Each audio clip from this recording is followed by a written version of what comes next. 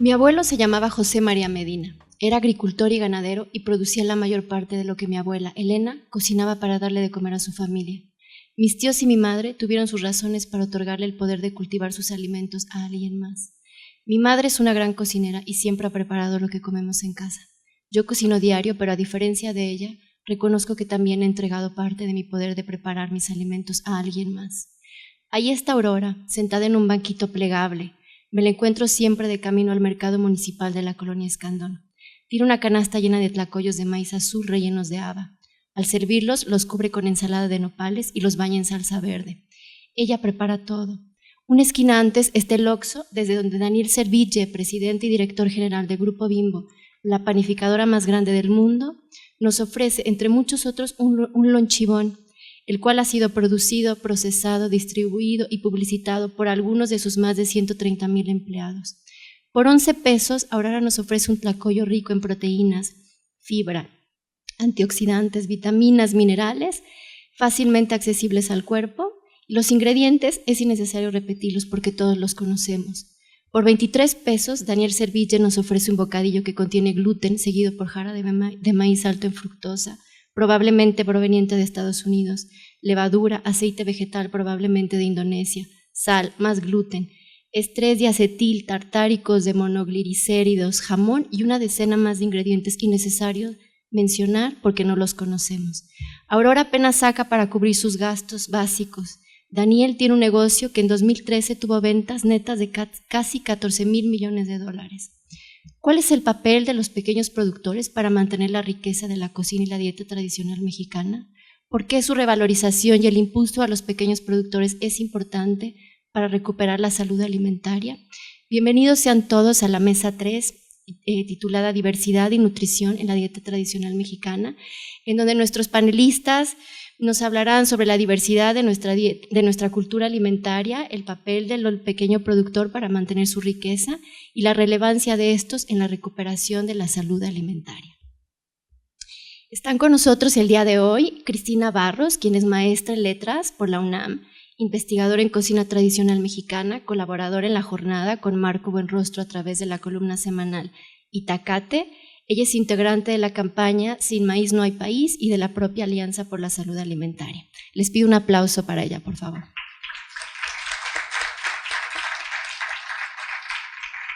También está con nosotros el chef Jorge Álvarez Vega, quien es empresario, escritor y conductor. Actualmente es propietario de empresas como el restaurante La Casona del Sabor, la Escuela Mexicana de Cocina o AB Productos Editoriales. Es autor de libros como Antojitos Mexicanos, ha participado en programas de televisión y radio como Cocinemos Juntos, Chef 911 o El Baúl de los Sabores. Les pido un aplauso para él, por favor. En unos minutos estará con nosotros Laura Corona de la Peña, quien es maestra y doctora en Historia y en Etnohistoria, profesora investigadora del Instituto Nacional de Antropología e Historia, quien coordina la línea de investigación Historia Culinaria, Procesos Culturales de la Comida, el cual es parte del proyecto Cocinas en México, Procesos Biosociales, Históricos y Reproducción Cultural. Ella es cocoordinadora del volumen Comida, Cultura y Modernidad en México, Perspectivas Antropológicas e Históricas, y también coordina el diplomado Cocinas y Cultura Alimentaria en México, Usos Sociales, Significados y Contextos Rituales, que se desarrolla desde el 2012 en la ENA. Bueno, como ya saben, la dinámica de esta mesa es que cada uno tendrá 15 minutos para compartirnos sus saberes. Después habrá una mesa única de preguntas y respuestas, las preguntas las hará llegar el público a través de papelitos, y bueno, finalmente haremos una conclusión de las reflexiones que obtengamos de esta mesa. Si te parece bien, Cristina, empezamos contigo. Muchas gracias. Bueno, pues muy buenas tardes a todos y todas. Muchas gracias a la Alianza Nacional Alimentaria y al Poder del Consumidor, la Alianza Nacional por la Salud Alimentaria y el Poder del Consumidor por la invitación para estar aquí en una mañana que ha sido rica en datos que se reiteran constantemente. Yo muchas veces me pregunto, bueno, si tanto sabemos dónde están las soluciones, ¿qué es lo que pasa que unos cuantos deciden por todos nosotros y no hacemos valer nuestra voz? Es un misterio que espero que me ayuden a descifrar. Empezaré diciendo lo que ya mencionaba Rosario Cobos, Chaca, en relación con la biodiversidad de nuestro país. Yo creo que es un elemento que hay que reiterar constantemente, porque aunque debería estar en los libros de texto de todas las escuelas de México y lo deberían de saber todos los niños y todos los adolescentes, niños, niñas, adolescentes, resulta que no sabemos que México ocupa, bueno, ahí aparecía el cuarto, creo que desgraciadamente ya descendimos tantito, ya estamos en el quinto lugar, entre 14 países megadiversos. Solo hay 14 países megadiversos, quiero decir, o sea, no es que sea una lista de 14 y luego se vayan a sumar otros más, es que solo hay ese número. Y eso no se valora suficiente como una riqueza real, es una riqueza que permite muchísimas alternativas para la alimentación, desde luego, pero también para la medicina, también pues para la vida en general.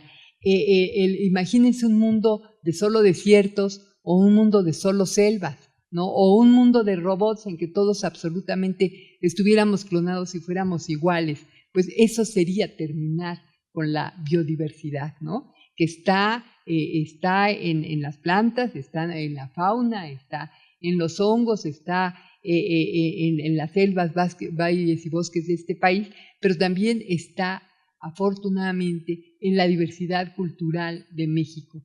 56 etnias, 56 pueblos indígenas más la etnia mestiza que también aporta lo suyo. Y a esta variedad natural y a esta conjunción, pues, es lo que Eckhard Wegel le ha llamado patrimonio biocultural.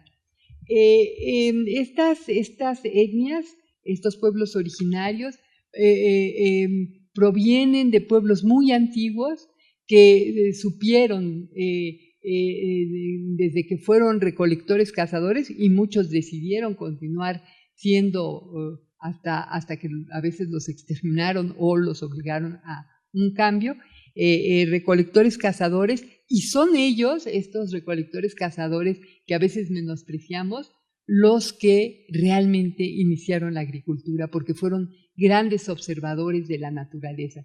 Cuando se habla de recolectores cazadores, estamos hablando de grupos que daban vueltas en circuitos perfectamente establecidos, buscando sus alimentos, y que conocían muy bien qué es lo que sucedía en la naturaleza para llegar a los lugares deseados en los momentos precisos y poder, por ejemplo, darse un hartazgo de bebida de tuna hecha en un hoyo preparado en la arena, hacer una barbacoa, en fin, tener técnicas de conservación, como hacer harinas de las espinas del pescado, hacer orejones de las tunas, etcétera, etcétera, ¿no?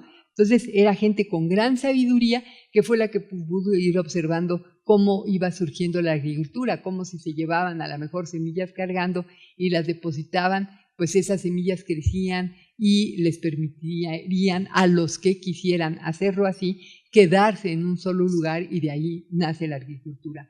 Y estoy remarcando esto porque no es un proceso, digamos, lineal. Unos decidieron ser recolectores cazadores, otros decidieron ser agricultores. Occidente nos obliga a creer que todos tenemos que pasar por los mismos estadios para llegar a lo que ellos han decidido que es el paradigma de desarrollo. Yo creo, estoy convencida de que hay muchas maneras de desarrollo, muchos caminos que transitar, y que México no debe permitir, porque tiene su propio camino y su propia historia, que le impongan una manera específica de hacerlo. De estos cazadores recolectores que crearon la agricultura, que crearon la chinampa, que crearon la milpa, y bueno, finalmente algunos se establecieron como culturas agrícolas, pues surgen Mitla, Teotihuacán, Tajín, Chichén Itzá, Casas Grandes, en fin, todas estas ciudades arqueológicas que hoy vemos con asombro y admiración. Y de 118 plantas, de las especies de plantas que hoy tienen importancia económica mundial, como el nopal, distintos magueyes, cacao, vainilla, surgieron aquí en este país, como ya se ha mencionado. El maíz con sus 60 razas y variedades, chiles con más de 200 variedades. El chef Ricardo Muñoz Zurita acaba de publicar hace un año un libro en el que muestra recolectados más de 200 chiles de todo el territorio nacional, frijoles silvestres y cultivados, y también crearon un sistema que, de acuerdo con Marco Buenrostro, marca un hito en la historia de la humanidad. Si ustedes se ponen a pensar, los otros dos cereales básicos del mundo son el arroz y el trigo, y estos son monocultivos. Quiere decir, solo se siembra de esa planta y son extensivos. ¿Qué hicieron nuestros antepasados? Nuestros antepasados decidieron reproducir a la naturaleza y hacer un sistema diferente, un policultivo. Ese policultivo es la milpa. Esa milpa nos puede dar hasta 60 productos en un solo lugar. 60 productos que pueden ser, desde luego, el maíz, que es el eje, calabaza, chile, frijol, jitomate, que son plantas domesticadas. Otras plantas que no son domesticadas, pero se inducen, o sea, se permite que sus semillas se conserven, no se arrancan todas, para que pueda haber semillas para los siguientes ciclos. También puede haber medicinas en esa planta, hierbas medicinales, puede haber pequeños roedores, insectos, frutales inclusive, cercas de nopal, en fin, una reproducción de esa variedad que es la naturaleza y que lo hace, por esa razón, un sistema sustentable. ¿Sustentable por qué? Sustentable porque se aprovechan todos los recursos, suelo, agua, sol, de manera óptima en un pequeño espacio. Por eso han tenido el éxito que han tenido estos pequeños productores de los que nos hablaban nuestros compañeros en la sesión anterior. Es decir, no es solo porque hayan resistido con sus tierras, que han hecho muy bien en hacerlo, y yo se los agradezco con todo el alma, sino que lo han hecho con este sistema particular de cultivo, que es la milpa, que tiene estas cualidades, ¿no? De ser, sobre todo, en muy poco espacio, repito, altamente productivos. Que además hay un intercambio de energía importante, porque, por ejemplo, si pensamos en la calabaza, pues esta protege con sus hojas la humedad del suelo. Si pensamos en la caña del maíz, ahí se enreda el frijol aporta nitrógeno a los suelos, el maíz necesita de ese nitrógeno, y luego si lo llevamos a la mesa, el frijol aporta lisina, que es un aminoácido muy importante y que no tiene en suficientes cantidades el maíz, y entonces cuando nos comemos un taco de frijol con una salsa verde, ya estamos comiendo absolutamente todo lo que necesitamos. Ahí están los minerales, las vitaminas y la proteína necesaria para la vida. Hay investigadores que afirman que por las virtudes ecológicas, genéticas, económicas y culturales de la milpa, que obedecen a una racionalidad profundamente acorde con la de los ecosistemas en que se han desarrollado, y por lo tanto son prácticas que se inscriben en el ahora llamado desarrollo sustentable, que es el que están promoviendo los grandes investigadores del mundo actual. Entre esas plantas, bueno, pues están todas las de las diferentes regiones del país. Si nuestra cocina, cuando hablamos de cocina mexicana, estamos hablando de una suma de cocinas, no es una entidad, digamos, homogénea, sino que es suma de cocinas, de las cocinas regionales. Incluso, bueno, lo que hemos encontrado en Marco Buenrostro y yo, y aquí el chef Álvarez no me dejará mentir, a lo largo de estos años, es que casi de pueblo en pueblo uno puede encontrar cosas que no sospechaba. O sea, camina uno unos kilómetros y ya está frente a una realidad culinaria, frente a una realidad agrícola diversa y enriquecedora. Las plantas de la milpa, además, nos van dando alimento a lo largo de todo el año, que eso es una cosa fantástica. O sea, cuando yo siembro trigo, yo me tengo que esperar a que ese trigo madure y hasta ese momento lo voy a poder aprovechar. Cuando se convierte en un grano maduro, yo lo puedo moler. Si estoy haciéndolo con el arroz, va a pasar exactamente lo mismo. Yo no voy a aprovechar sino hasta que ya están maduros los granitos del arroz. ¿Qué pasa en una milpa? Bueno, pensemos simplemente en el maíz. Empieza a crecer y yo ya puedo, cuando está de un determinado tamaño la planta, arrancar algunas hojas para envolver mis corundas. Cuando está tiernito a la caña, puedo comerla como dulce.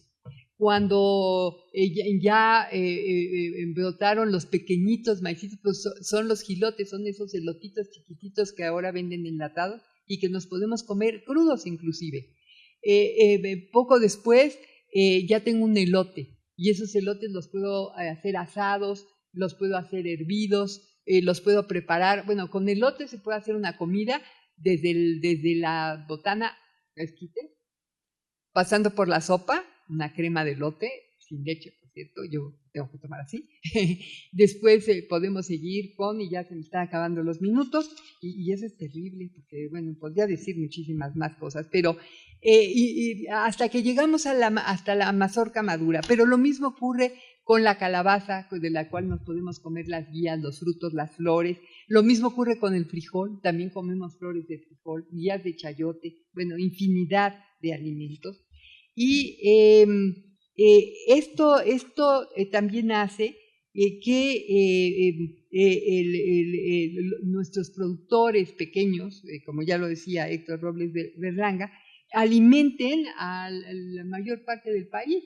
O sea, de ellos comemos, ellos son los que hacen llegar los alimentos a la mesa, alimentos muy variados que no solo se cultivan en la milpa, sino también en los huertos familiares o de traspatio. Y seguimos siendo recolectores. Recolectores, ¿por qué? Porque hay muchísimas frutas, por ejemplo, anona, guanábana, guayaba, capulín, recolectamos vainas de los guamúchiles, del mezquite, recolectamos tubérculos y los sembramos también en la milpa, por ejemplo, en el sureste, porque comemos pitayas, porque comemos nanches, porque comemos gualumbos, nos comemos los insectos en una cantidad muy amplia y tenemos condimentos como vainilla, achiote, pasote, hoja santa, rosita del cacao, pimienta tabasco, cebollas nativas, endulzantes como la miel de las muchísimas abejas que hay en este país, que son nativas, por cierto. También tenemos miel de maguey desde la época anterior a la invasión española, como bien lo reporta Francisco Hernández, se hacía azúcar y miel de maguey. El aguamiel se fermenta, entonces tenemos pulque y se fermenta el maíz y tenemos tesguino. Y se fermenta el cacao y tenemos chocolate y se fermenta la vainilla y tenemos una esencia maravillosa que hoy es parte de las cocinas de todo el mundo. Claro que estamos ante un reto, son muchos los problemas que estamos enfrentando, sin embargo hay respuestas, como también lo dijeron los compañeros. Se ha elevado, por ejemplo, el número de productos orgánicos. Víctor Toledo da estos datos, por ejemplo, 1966, 13,000 productores orgánicos, año 2000, 33,000 productores orgánicos. La superficie creció de 23,000 hectáreas a 100,000 hectáreas en ese mismo periodo. Y de estas cifras, pues 80% corresponden a los pequeños productores de café, que además están haciéndolo con cultivos diversos en sus parcelas. Con estas técnicas podemos ahorrar 6 millones de toneladas de gases de efecto invernadero en la atmósfera. Podemos también lograr acabar con el uso de fertilizantes y de insecticidas que están contaminando los mantos freáticos y la tierra, y podemos lograr la seguridad y soberanía alimentaria, la estabilidad económica del país, como también los han hecho lo han dicho nuestros compañeros. Y aquí los consumidores, pero yo diría también los chefs, pensemos en la revolución que han provocado en Perú ellos al impulsar la cocina peruana como la gran cocina del mundo. Ya nos desplazaron en España, por ejemplo, a la cocina mexicana, que sinceramente es de una inmensa riqueza, por la voluntad clara que mostraron al decir: tenemos una gran cocina y nuestros productos básicos van a estar en todo el mundo. Y a lograr que los escuchara el gobierno y a lograr que entonces tuvieran esta revolución. Laura, si me pasas ahora adelante. Buenas tardes. Que tuvieran esa posibilidad de lograr esa revolución. Entonces, somos todos los que podemos colaborar, y yo creo que aquí lo que se necesita es ganas, voluntad, entusiasmo, y estar convencidos de que esa resistencia que ellos han dado es la misma que nosotros podemos dar desde nuestras mesas, buscando sus productos y llevando una comida sana y propia, culturalmente afín a nuestra mesa. Muchas gracias.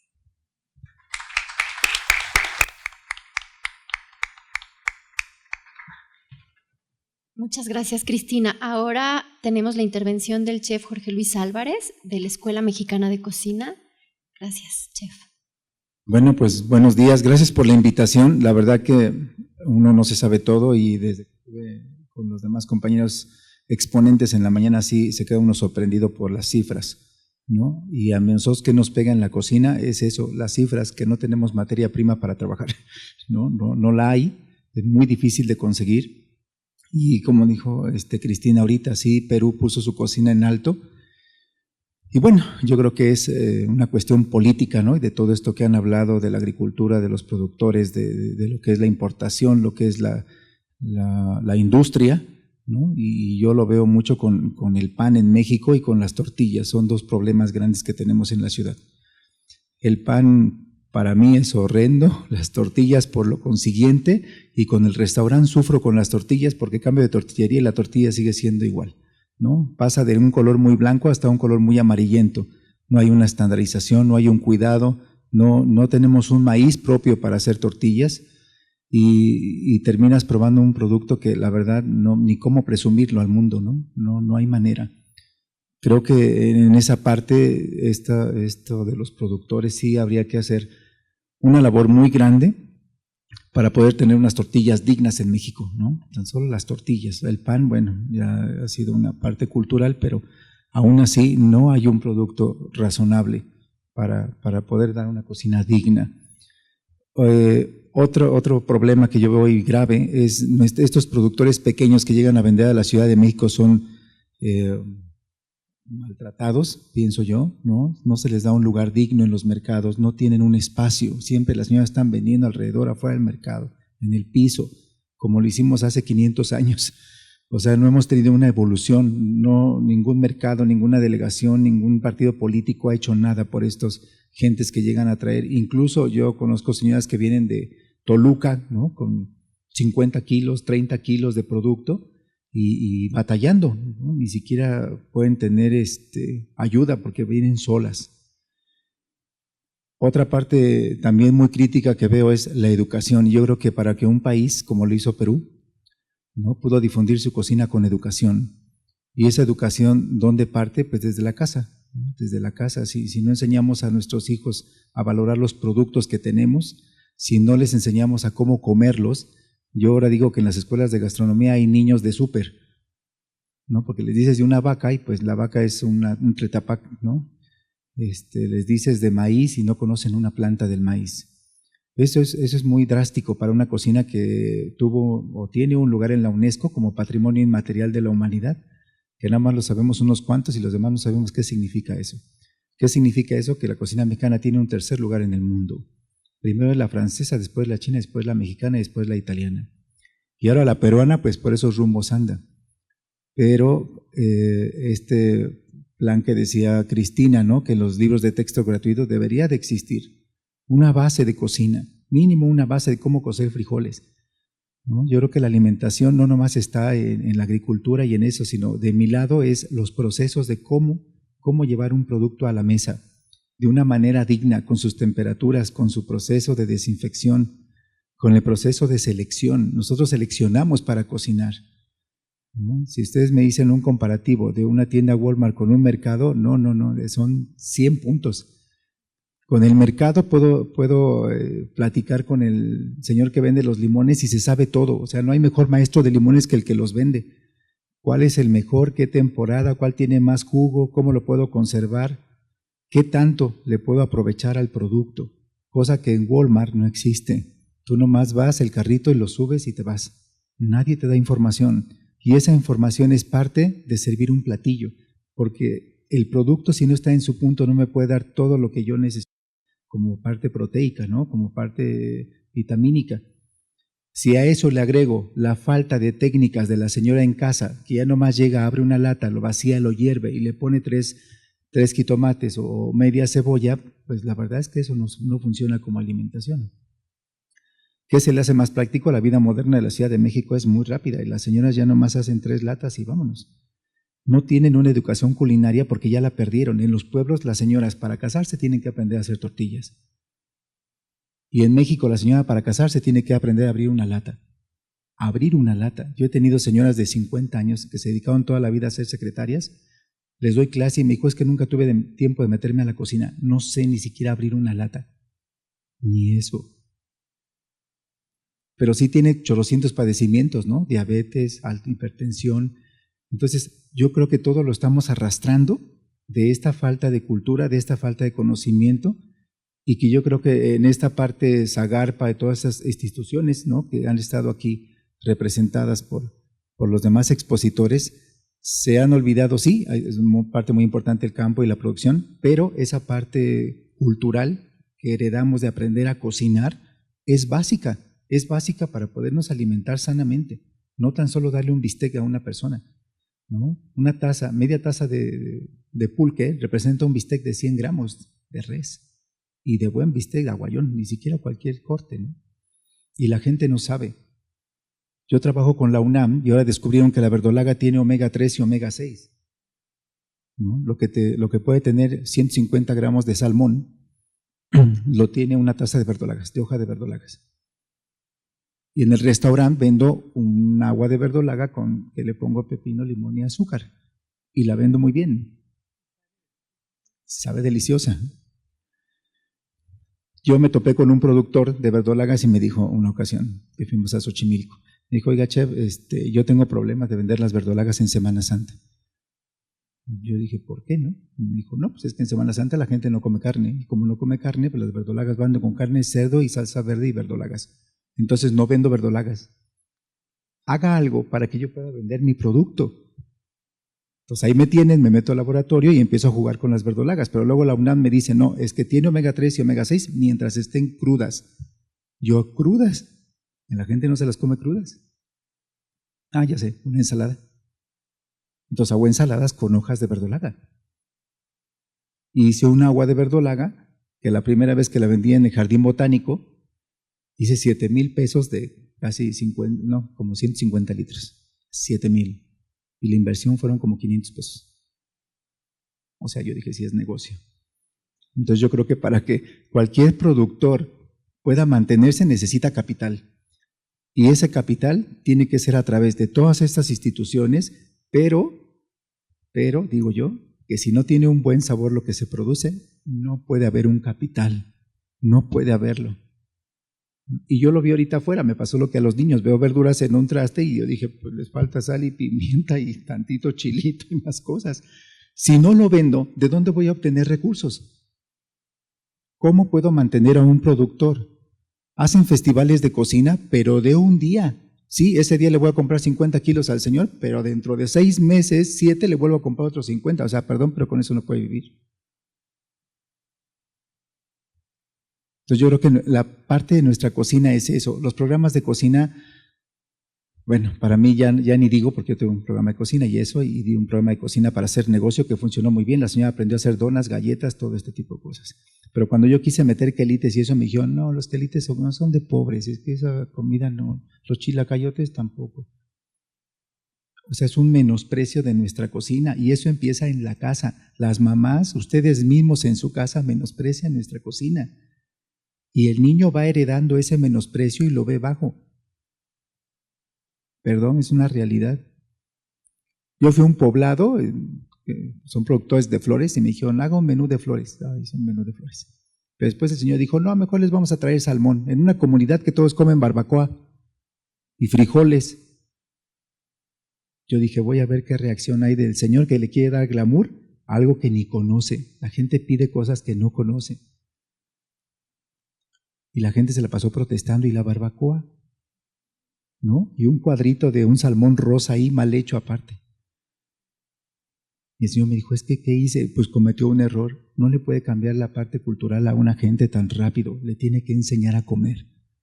Le tienen que enseñar que esto es una nutrición también. Yo le hubiera puesto en lugar de una salsa de mango, según él, ¿no? Le pongo una salsa de quelites con bastante chilito y miren, me como mi salmón, pero espléndidamente. Y para mí ya eso es una cocina fusión.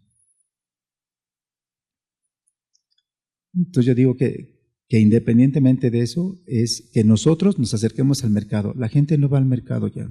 Los mercados están descuidados, no tienen la suficiente higiene. Y la gente ya no va a los mercados, ya va de noche al súper, ¿no? Ahora, en mi labor en el restaurante, juego con los quelites.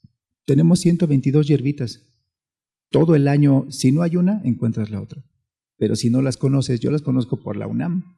Pero la demás gente dice, ¿y eso qué es y cómo se come? No saben que se pueden comer crudas. Y crudas es la mejor manera de poderse nutrir. Con una vinagreta, con una salsa, y haces un plato maravilloso. Yo he vendido un plato de quelites hasta en 150 pesos. Un plato de quelites que me cuesta 3 pesos. Porque la señora te vende un manojo de quelites en 20 pesos que te rinde chorrocientos. Y a la gente le dices, ¿qué es esto? Y te empiezan a expulgar el plato. Pues ahí tienes quelites cenizo, tienes quintoniles, tienes malva, tienes pápalo, tienes chivitos, tienes sagritos, y un poco de lechuga y una vinagreta, y un poco de queso cotija y se acabó el plato. Y lo limpian aparte. He ido a comunidades en la Sierra Norte de Puebla que han hecho una cosa espléndida y eso lo hace Zagarpa, Cinerefi, que es una dependencia de Zagarpa. Hicieron un banco de semillas para recuperar, obviamente, todos los tipos de calabaza que hay en esa región, que son muchos. Entonces hacen un concurso con todas las señoras que son las que cultivan, señoras de chorrocientos años, que me sorprende que lleven sus platos de calabaza. Entonces hizo un concurso ya de platos con calabaza y aparte de las calabazas. Entonces llevas tu calabaza y si no hay en esa, o sea, no es tan conocida la calabaza, donas la calabaza, hacen un banco de semillas, desecan, deshidratan las calabazas, se quedan las semillas. Y si otro productor quiere tener la misma calabaza, entonces va por semillas, se le da un tanto por ciento de semillas, siembras tus calabazas y me regresas otra. No te cobro ni un quinto, nada más es un intercambio de semillas. Y ese banco ha crecido de una manera extraordinaria. Y me sorprendió mucho los premios de cocina que les dieron a las señoras. Una pala, un pico, un asadón, fertilizante y cubetas. Ahí no hay licuadoras, lavadoras, ni perfumes, ni maquillaje, nada, porque las que cultivan en la Sierra Norte de Puebla son ellas. Se llama Suatecpa en el lugar. Maravilloso. Entonces, esa parte creo que hay que darle más enfoque y creo que en todos los que estamos aquí, si somos poquitos, 100, 200, no sé, hay que empezar a ir a los mercados, hay que empezar a consumir quelites, hay que empezar a enseñarle a nuestros hijos y llevarlos a un paseo por el mercado para que sepan el valor que tiene nuestra cocina mexicana. Que no es una cocina de pobres, sino más bien es una cocina rica en muchos ingredientes. Y que todavía podemos explotar y que aquí está una parte fundamental que somos nosotros para darle sabor, color, textura, ¿no? Y al final del día sea un producto que se pueda vender y que el productor pueda tener una utilidad. La verdad que yo he ido mucho al campo y sí me da mucha tristeza ver a la gente, no por las carencias de no tener una lavadora, una pantalla, un celular último modelo, no. La falta de conocimiento, la falta de ayuda. Porque no nos piden una limosna, nos piden ayuda para poder sembrar sus tierras y poder sacar más provecho. Eso es todo lo que les puedo decir de mi experiencia en la cocina con los campos. Gracias.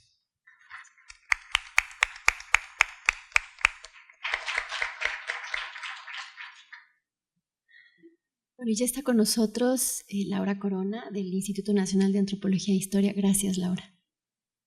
Para mí es un gran gusto estar el día de hoy con todos ustedes en este espacio de reflexión que tiene un tema muy importante, que es sobre la nutrición, la diversidad, la salud, y que a veces no le damos la importancia necesaria. Para mí también es un privilegio compartir esta mesa con Cristina y con Jorge Luis este día para platicar de estas cuestiones, y me voy a permitir leer para ajustarme al tiempo. Espero no aburrirles demasiado. Agradezco mucho la invitación a las organizaciones que están promoviendo este tipo de acciones, y en especial a El Poder del Consumidor AC por esta invitación.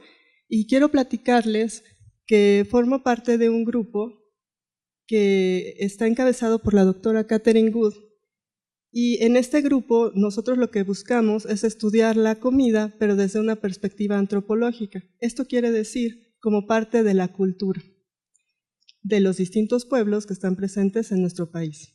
La manera en que nosotros nos acercamos, que estudiamos a la comida, es por medio del trabajo de campo. Hacemos registro etnográfico, entrevistas, o sea, vamos a los lugares y conocemos cómo están ellos preparando sus alimentos y platicamos con las personas.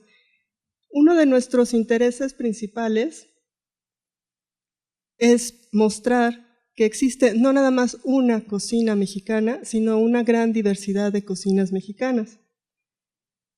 Y estas tradiciones culturales que existen en lo que hoy es nuestro país, las entendemos como el resultado de procesos de una creación cultural.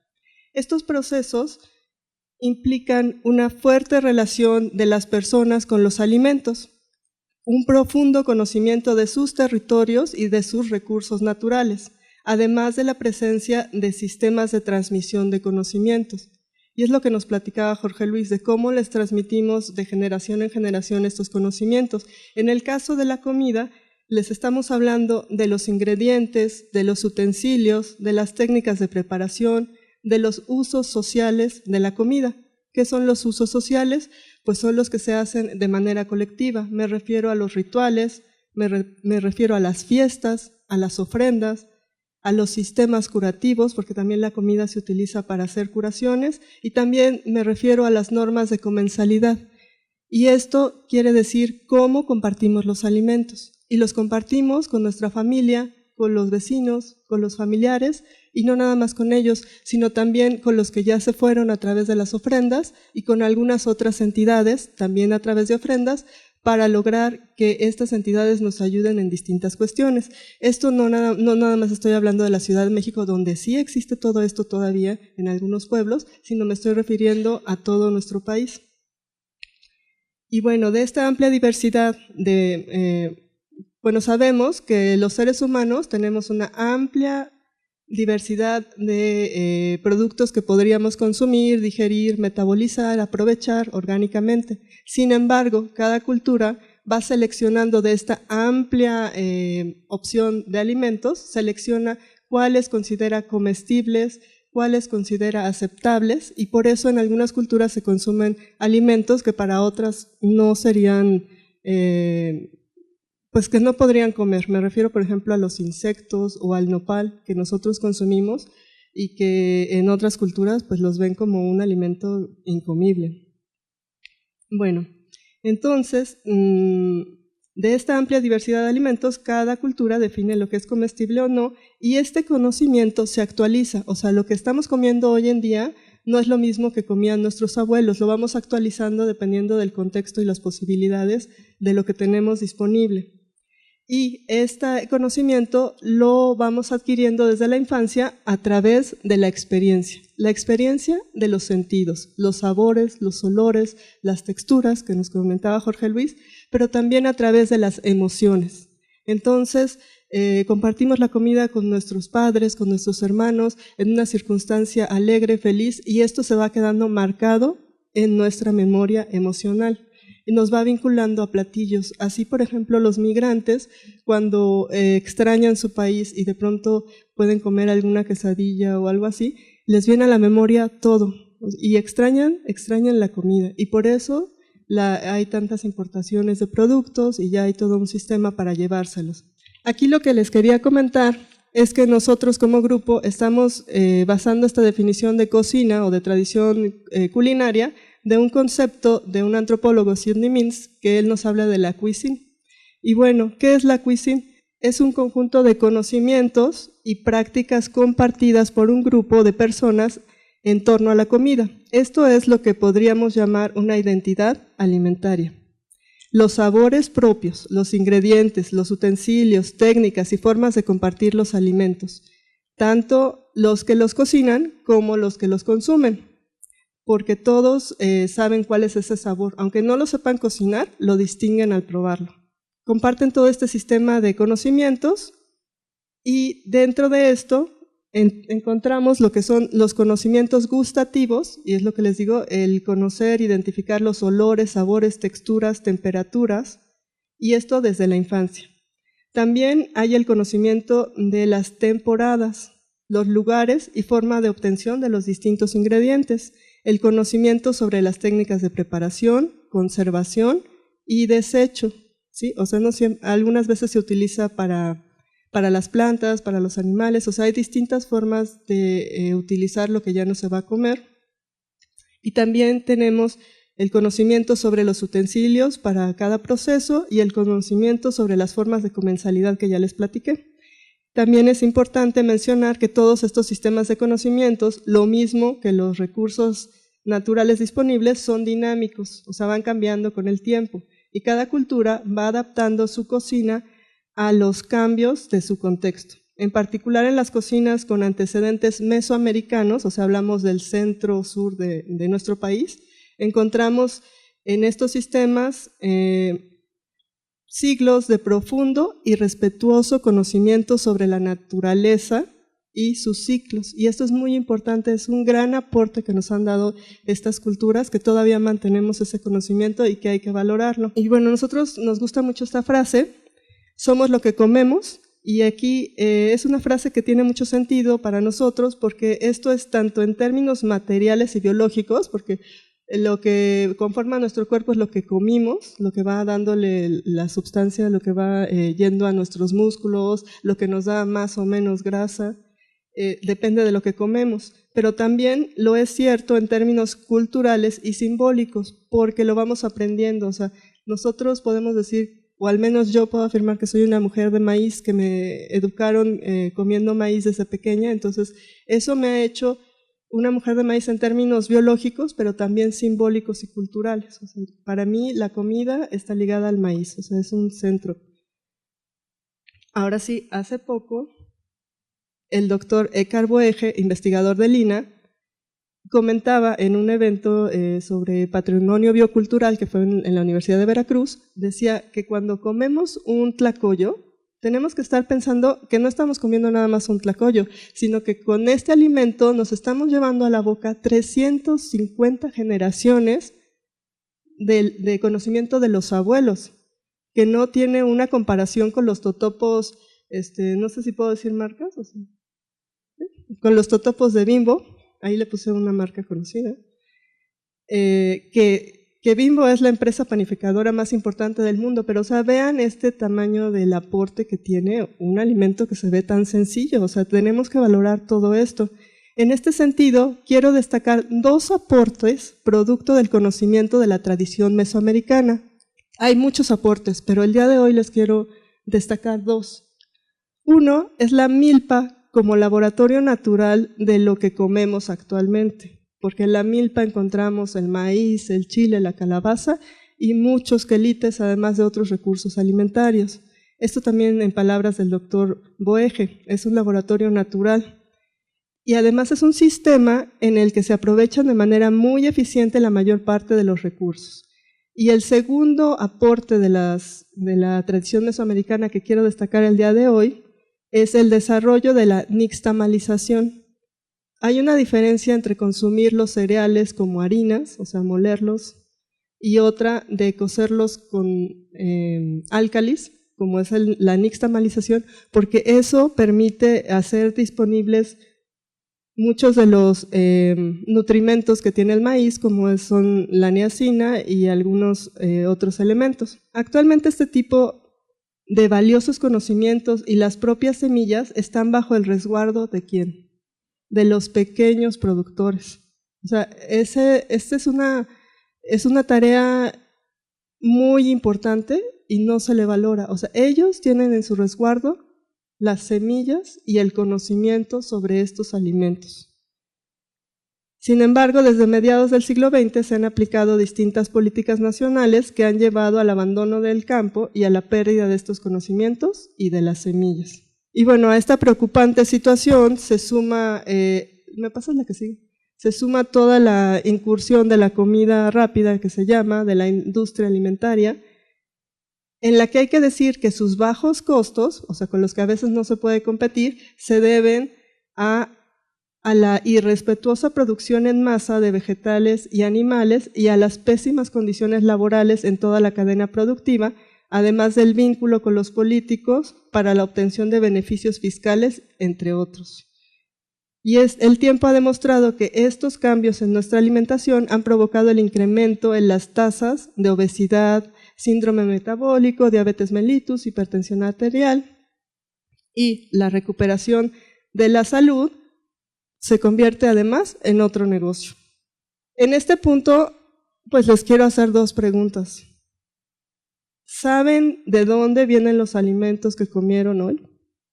¿Saben quién los produjo y en qué condiciones los produjeron? Y bueno, eso es una pregunta para tenerla en cuenta todos los días, ¿no? Frente a la realidad de las personas que habitamos en la ciudad, que en su gran mayoría no sabemos de dónde viene nuestra comida, más allá de si es o no importada, tenemos a las cocinas tradicionales que utilizan preferentemente ingredientes frescos que varían a lo largo del año, que son producidos localmente y por eso existen platillos de temporada. Estas temporadas corresponden a los ciclos naturales. Para poder mantener estas cocinas tradicionales, esta cuisine, pues necesitamos la existencia de unidades productivas a nivel local y regional, es decir, necesitamos a los pequeños productores. ¿Cuáles son las propuestas puntuales que les traigo el día de hoy? Bueno, que debemos recuperar un trato respetuoso y recíproco con la naturaleza y por lo tanto con los seres vivos a partir de los cuales nos alimentamos. Disminuir los contaminantes, reduciendo los productos químicos que utilizamos para nuestros alimentos y disminuyendo el uso de envolturas que requieren largos tiempos de degradación. También es necesario que conozcamos de dónde vienen nuestros alimentos y preferir comprarlos a los pequeños productores, conocer y valorar, proteger nuestras cocinas tradicionales y sus contextos bioculturales. O sea, no se trata de proteger la cocina mexicana en abstracto, sino las cocinas mexicanas en sus contextos que tiene que ver con sus recursos naturales y con la cultura que las ha creado. O sea, se trata de un conjunto. Y debemos recuperar el disfrute de la cultura alimentaria que nos platicaba Jorge Luis desde edades tempranas. Y entonces podríamos hacer talleres de gusto, recuperar el placer por cocinar y por comer. Comprar los alimentos a pequeños productores locales. Y en este sentido necesitamos que el consumo sea local, sostenible y socialmente responsable. Esto ya se los comenté. Pues muchas gracias.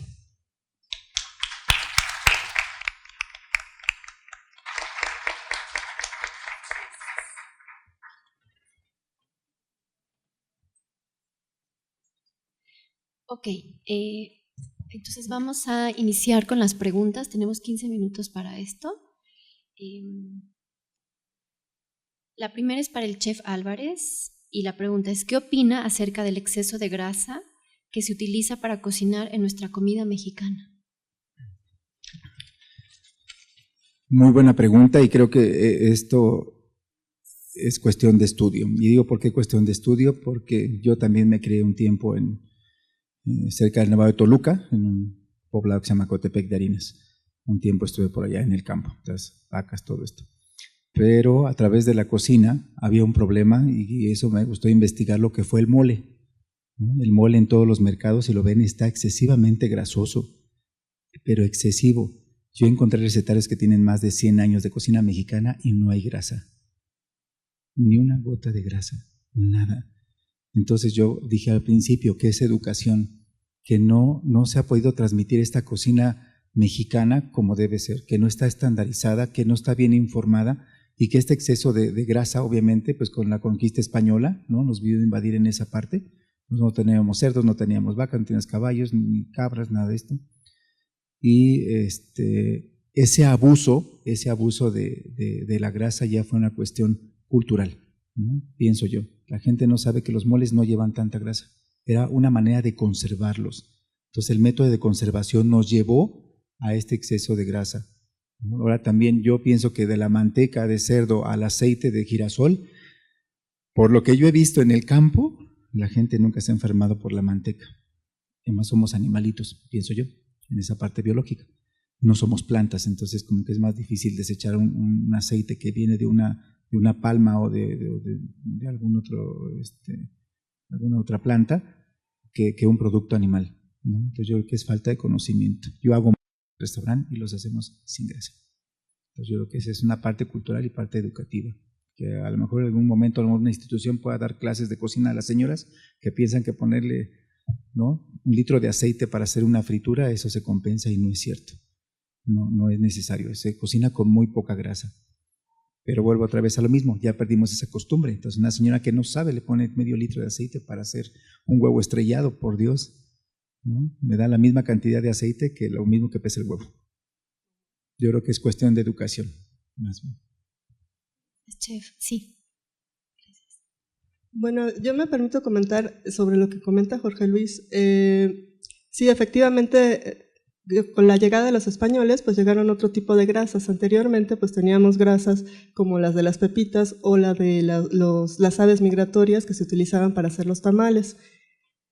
Aquí lo importante también, además de todo lo que nos dice el chef, es pensar en los contextos de los alimentos. Entonces sí se puede acusar a un tamal o a un mole de ser muy altos en grasa, pero normalmente se consumían durante fiestas y las fiestas no eran todos los días. Entonces hay que pensar en los contextos y también que en la comida diaria estamos consumiendo alimentos industrializados que tienen muchísimas grasas y el tipo de grasas, o sea, si son hidrogenadas, pues son todavía peores. Entonces consumimos toda la semana alimentos industrializados con estas grasas y luego le echamos la culpa al mole o al tamal, pues no es justo.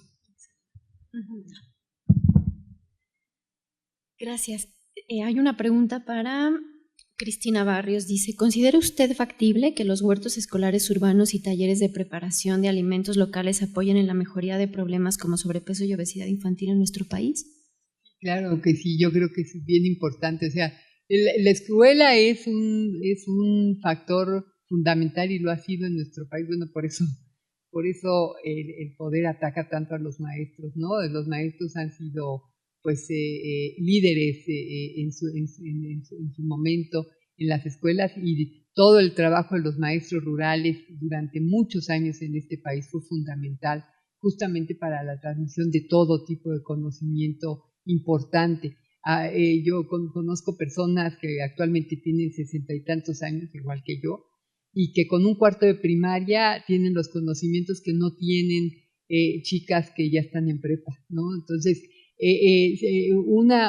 esa parte del maestro en la escuela preocupado por sus alumnos, haciendo el huerto familiar, por ejemplo, combatiendo que no haya basura.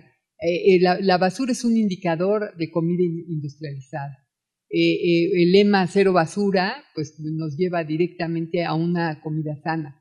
Entonces hay maestros que han impulsado, como Luz Helena Salas, por ejemplo, en Oaxaca, este tipo de propuestas, y los maestros la han tomado como suyo, y se puede hacer una verdadera revolución en ese campo, ¿no? Entonces, claro que sí, el maestro de la mano de los padres pueden cambiar al mundo, sin duda, y por eso estábamos hablando hace ratito de Jamie Oliver, ¿no? Que quiere que haya educación alimentaria en todas las escuelas. Tiene una campaña en change.org que tendríamos que apoyar todos, ya tiene más de 1,5 millones de firmas, casi 2. Sí, educación alimentaria en las escuelas, y estaríamos con un cambio fantástico, y allí los huertos, talleres, el que los chicos preparen su propia comida. Mi dieta goza el día que van a preparar ellos mismos la comida en su escuela, que es una vez a la semana, ¿no? se puede hacer mucho de la mano de los chefs. Es de Tiwi Campos para Laura Carmona, dice Corona. Perdón, aquí leí solamente. Dice, ¿qué le han aportado las cocinas mesoamericanas al concepto de cocina? Bueno, aportarle al concepto de cocina, pues le han aportado un caso que estudiar, o sea, hablando así, porque este concepto de cocina o cuisine es lo que usamos los antropólogos, es un concepto operativo, o sea, es una manera de explicar, de simplificar la realidad que vemos para darla a conocer a otras personas. Si hablamos de los aportes propios de este tipo de cocinas, pues yo les hablaba de los ingredientes, en específico del sistema de producción de la milpa.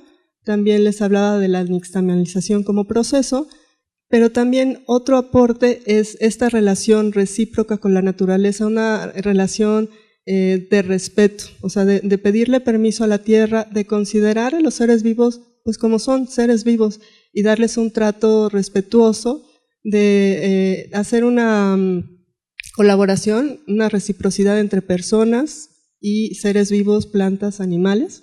Ese sería otro de los aportes de la tradición mesoamericana que yo encuentro muy, muy importante. Y pues todo este conocimiento, este laboratorio que es la milpa, ahí les ha permitido a los pequeños agricultores ir desarrollando distintos tipos de maíz para distintos climas, para distintos terrenos, y esto permite que si en una temporada no hay lluvia o hay muy poca, sí se dé un maíz y no se da el otro. Entonces esto les permite salvar situaciones como no se pudo, por ejemplo, en el caso de la hambruna que fue en Irlanda en el siglo XIX, porque cultivaban un solo tipo de papa y entonces hubo una plaga para la que no era resistente este tipo de papa, que si hubiera habido distintos tipos de papa nos hubiera dado esa hambruna, ¿no? Y bueno, hay muchísimas, pero lo dejo ahí. Gracias. Esta pregunta es para Jorge Luis, de Ana Lucía Márquez, de The Hunger Project, México. Se plantea que el consumo y creación culinaria de alimentos producidos por pequeños agricultores es vital para la nutrición y soberanía alimentaria. ¿Cómo promovemos la compra o consumo dentro de esquemas de comercio justo, sin intermediarios, a precio justo y valorizando todo el proceso? Yo creo que en este aspecto es complejo, y yo creo que por eso los productores no han podido tener un ingreso, porque eso tendría que ser a través de un sistema muy organizado, ¿no? De poder traer los productos a los distintos mercados y haber una red de comercialización que no existe. La gente que trae esos productos los trae en el hombro, o sea, no hay un medio como ellos lo puedan traer a la ciudad, o sea, ni siquiera a los súper. Yo platiqué con gente de Milpa Alta para empaquetar los quelites, así como se venden las lechugas en el súper, igual, ¿no? Y hasta con la vinagreta incluida, para que la gente nomás llegara, desembolsara y le pusiera la vinagreta y ya tuviera la experiencia de poder comer un quelite, ¿no? Algo nutricional y regional.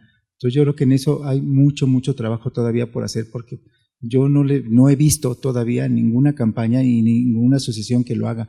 Han hecho pues estas ¿cómo le llaman? Comunidades y redes de productores, pero no han funcionado. Yo siento que no han funcionado para el que les deja mucho dinero y los puede casi como que malbaratar en las centrales de abasto y eso, pero el pequeño productor no hay una red donde yo pueda ir con él y decirle, oye, ¿cuántos kilos de frijol produciste? ¿3? Ok, te compro los 3 y regreso dentro de 15 días y otra vez vuelvo a hacer. No puedo tener ese medio de distribución, ¿no? Y a mí no me permite llegar a la mesa ese producto para realmente tener una alimentación sana. Ahora hay que ver otra cosa, nuestra cocina es compleja, y les voy a decir nada más por qué es compleja, porque no se puede, es tan rica que no se puede almacenar, digo yo, que es una comida fresca. La cocina mexicana es comida fresca. Yo no encuentro en el súper un mole de olla empaquetado, un mole verde empaquetado seco, sí, deshidratado, pero el mole verde como tal hecho no hay. Un pico de gallo empaquetado no hay. Entonces, ¿qué pasa? Que nuestra cocina es fresca. O sea, que es más nutritiva que cualquier otra cocina del mundo que se empaquete. La francesa se pueden hacer 1000 salsas y las guardas todo un año. La mexicana creo que lo que más hemos llegado son a los frijoles. Chorrocientas latas de frijoles en bolsita y como sea y salen. Y aún así, mal hechos. Entonces, la parte nutricional del frijol ya se perdió en una lata. Ya no hay esa parte nutricional. Entonces a través de redes yo creo que este problema se puede solucionar y nos llegaría el producto fresco a nuestras mesas. Pero sería una labor, yo creo que todavía le va a faltar, como dijo al principio, una de las expositoras, como 30 años, ¿no? Son más rápidas las redes sociales que lleguen los esquelites a la mesa. No hay eso, no tenemos un mercado. Incluso yo estaría en la propuesta de hacer un mercado gourmet de productos mexicanos del campo, donde el productor pueda llegar y decir, oye, te vendo, hoy hice 2 kilos de frijol, 1 kilo de habas, tengo maíz azul, maíz rojo, maíz amarillo y te lo vendo. Eso sería extraordinario. Con un mercado que tengamos en la Ciudad de México, con eso ayudamos, pero exclusivamente de productos del campo y frescos, que hay que hacer toda una red para lograr esto. Bueno, es una pregunta abierta, es de Daniela Medina, de Sin embargo. En el DF, por el estilo de vida, muchas personas comen en la calle, entiéndase quesadillas o tacos. ¿De qué depende que este tipo de comida permanezca sana o qué hay que tomar en cuenta para su elaboración? Estuve en un foro apenas y hablamos de la parte de higiene, ¿no? México padece de eso y tenemos la capacidad de hacerlo. Echamos con el jefe que está saliendo de la delegación Cuauhtémoc y un punto que tocamos fue eso, la comida de la calle en México, que sí hay gente que hace cosas muy dignas, hay unas salsas exquisitas, hace unos tacos espléndidos, ¿no? Como decía aquí mi compañera, pues sí, los tlacoyos, ¿no? Las tostadas, pero ¿qué nos falta? Educación. No nos ha dado tiempo de educar a esa gente y darle lo mismo, un lugar digno, un carrito digno, algo bien planeado. Yo le mencionaba a este señor de la delegación, por favor, tenemos la UNAM, tenemos el Politécnico, no es posible que el Politécnico produzca robots, ¿no? A nivel mundial y ganan un premio y no pueden hacer un carrito digno para vender quesadillas. O sea, eso es injusto. Para mí es injusto. Digo, tienen toda la tecnología y el conocimiento para hacerlo y no lo hacemos. La señora no trae un gorro mínimo o una red para el cabello, entonces te sale el tlacoyo muy rico con la salsa, pero con un cabello encima. Yo tengo un amigo que vende comida y no voy a decir de dónde, pero ayer me salió un pedazo de fibra, ¿no? Y la comida es rica, pero ¿cómo le dices que se ponga un traje? Y es educación, pero también es una parte cultural. Y no de los ranchos, ¿eh? Las señoras de los ranchos te hacen unas trenzas espléndidas donde ni un cabello queda suelto. Y no se ponen gel. Pero aquí en México yo creo que lo que nos falta para esa cocina de la calle, que es muy digna, es eso. Porque si llega un extranjero, yo fui a Francia, y llegas allá y las crepas son así de espléndidas, entonces llevas un puesto de Francia y el puesto está digno, tiene todo para poder vender una crepa, para presumir su cocina. Vean a la gente que vende los esquites en el centro, o sea, por Dios. Ninguna institución del gobierno, ninguna institución de estas que hacen slow food y todo esto que promueven la cocina mexicana, que yo siento que no promueven nada, más que beneficio de 5. Oye, vamos a hacerle un carrito a la señora para que pueda vender los esquites y los elotes dignamente. Ahora es gente que anda en la calle, que no tiene un baño. ¿Dónde se lavan las manos? ¿Cómo? Por esto de los platos que hicieron, no sé, la creatividad y la necesidad es muy grande para vender comida. Un plato de plástico adentro de una bolsa. Y me evita cargar agua y jabón. El que creó eso sí es basura, pero o cargas el agua y el jabón o cargas una bolsita.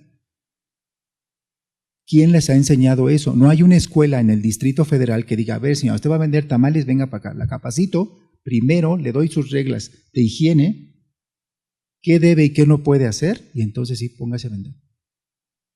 Y si cuando llega un extranjero hasta le presumes eso, por Dios. Pero no hay una institución. Yo con este cuate de la delegación le dije, lo que quiera de mi parte, encantado de la vida enseñarle a la gente. No le voy a enseñar a la señora a hacer tamales porque tiene 50 años haciéndolos. Pero sí le voy a dar un poquito de educación y de higiene para que se vea más digna y podamos comer algo mejor, con más higiene, con más dignidad y presumir nuestra cocina. Que se puede y creo que la gente tiene derecho también a hacer un negocio y vivir de esto, como nosotros lo hacemos. Bueno, yo voy a disentir un poquito. Primero, pues comentar que a últimas fechas se ha visto que, por ejemplo, en el caso de los bebés, pues no es recomendable darles todo esterilizado, todo libre de 100%, 0% de gérmenes, sino que al contrario se tienen que estar en contacto con el tipo de microbios con los que van a estar conviviendo a lo largo de su vida. y que eso les permite generar las defensas necesarias para poder tener esta convivencia con este medio ambiente. Por un lado, entonces no podemos aspirar a una norma de higiene ISO 900 no sé qué y pretender, por ejemplo, que de acuerdo a estas normas no se puedan usar los molcajetes o los metates, porque como están hechos de piedra y tienen algunos orificios, pues cualquier tipo de preparación que se hace con ellos no puede entrar en un reconocimiento, una distinción H, ¿no? Que creo que así se llama. Y bueno, nosotros estamos a favor del respeto a las culturas, o sea, no estamos pensando en imponerles un tipo de concepto de higiene de otro lado. Sí es necesario tener un diálogo, y esta cuestión de la comida en la calle viene desde el siglo XVIII, desde mucho antes, o sea, yo tengo de mis estudios desde el siglo XVIII, pero hay historiadores que han encontrado esta cuestión de la comida en la calle desde mucho antes, ¿no? No es una situación nueva, ni del siglo XX, y ha tenido un desarrollo, se ha ido adaptando a los distintos productos que buscan en la calle. Sí se tienen que normar algunas cuestiones de higiene, de dónde se ponen los desechos, de cómo se hace la higiene de los lugares, sí, pero es un problema bastante complejo, entonces sí tendríamos que hacer como un diagnóstico multidisciplinario y propuestas multidisciplinarias, y muy importante, que uno de estos interlocutores sea las mismas personas que están vendiendo. O sea, no podemos llegar y decirles, ahora esta es la guía, el reglamento y vas a hacer esto, sino junto con ellos construirlo. ¿Tú quieres decir algo? Sí. Nada más añadir que en relación con estas de las normas y demás, nuestros amigos los Bris del Cardenal estuvieron haciendo pruebas porque les han impuesto, por ejemplo, molinillos de plástico, imagínense nada más, porque la madera, quién sabe qué gérmenes guarda. Y cuando hacen las pruebas entre una cosa y la otra, licuadora, molcajete, molinillo de plástico, molinillo de madera, resulta que tienen incluso menos gérmenes los molinillos de madera y los molcajetes. Entonces, sí, digamos, yo entiendo muy bien la posición de los dos, estoy segura de lo que quiso decir el chef Álvarez, pero sí tenemos que ser muy respetuosos porque luego, por ejemplo, en el plan de salvaguarda de la comida mexicana de la UNESCO, una de las cosas que propusieron las señoras del conservatorio de cocina que inventaron para hacerse dueñas de la cocina mexicana es hacer talleres de higiene y de mercadotecnia para las señoras, ¿no? Y entonces cuando llegas y le dices, oiga, usted así no puede ir vestida, pues inmediatamente sienten que son menos y que lo que han hecho toda la vida está mal hecho, y viene esta sensación de minusvalía que es uno de los problemas, creo yo, psicosociales más profundos de nosotros los mexicanos y mexicanas.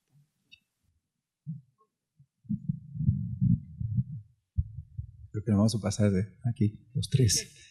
¿Quién pone el comal y quién quita la olla de aluminio y eso? Mi referencia a la cocina de la calle no era en sí por aplicar una norma, ¿no? Porque las normas no son mexicanas. No, yo por eso decía, o sea, no es tanto el decir a la señora cómo haga el tamal, porque eso no me corresponde. Lo que hacen es muy digno. Las salsas que hacen son dignas, la manera en que lo hacen sí. Pero sí llega un punto en que la cocina se le tiene que poner un poquito de regla a eso me refería, ¿no?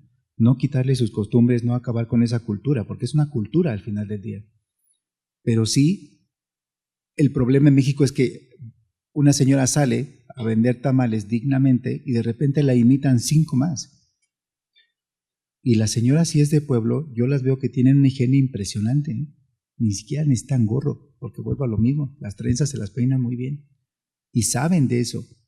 Yo me crié en el campo y mi abuela nunca hubo un cabello en la comida, o sea, era así como fatal que te saliera un cabello en la comida, y no era cocinera, no era chef, no usaba gorro, nada. Y es donde tienes tu comal de barro, la leña y las vacas y los pollos por todos lados. Sí, hay una invasión microbiana en todo, pues sí, tiene que ser para que tú te defiendas de todo lo demás, pero yo creo que la Ciudad de México ya ha sido tan comercializada y tan prostituida la comida por dinero en las delegaciones que ya cualquiera le dan un lugar sin haber una evaluación si realmente esa persona, oye, al menos déjame probar el tamal para ver si está bueno, ¿no? Lo que va a vender, mínimo. Ya no me voy a meter si se baña o se deja de bañar, pero tú observas a la gente en la calle, le ves las uñas y no puede ser así. Sí, como decían ellos, hacer un poquito de cultura y eso, pero no es cambiar la cultura de la persona y de la comida, porque eso es lo que vale y es lo que vas a vender, sino más bien hacer un pequeño reglamento y sí, yo por eso me refería a los robots, no robotizar la cocina.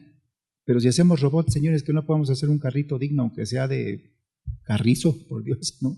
Ya más autóctono. A los camoteros les prohibieron entrar al centro. Yo conozco una asociación de camoteros y le digo, ¿por qué ya no vienen? No, nos prohibieron, lo sacaron con los carritos. Oiga, el sabor de eso es espectacular. Yo no lo he logrado en la cocina. Igual el sabor de un camote, de un plátano, como lo hacen ellos, no lo he logrado. Son únicos, por Dios. Es un valor de la cocina mexicana. Nada más eso. Bueno, desgraciadamente se nos ha terminado el tiempo. Quedan algunas preguntas todavía de Luis Noel García sobre las características organolépticas que deben de tener las tortillas de maíz, cómo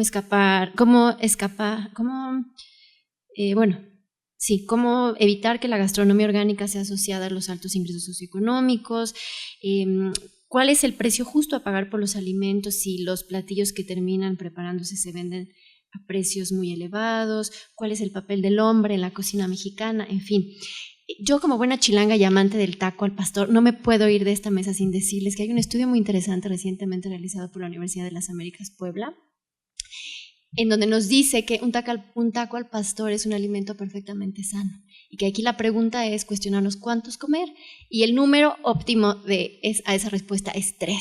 Entonces, si yo quiero invitarlos a hacer su propia investigación. ¿En realidad las grasas animales son tan malas? ¿Qué nos dice la nueva ciencia? ¿Qué nos dicen las nuevas regulaciones? ¿Las regulaciones de los 80 estaban equivocadas? ¿Sí o no? Y en base a eso tomar sus propias decisiones. Quiero agradecerles enormemente a nuestros ponentes por les quiero pedir un aplauso para ellos, por favor. Y les voy a entregar sus constancias.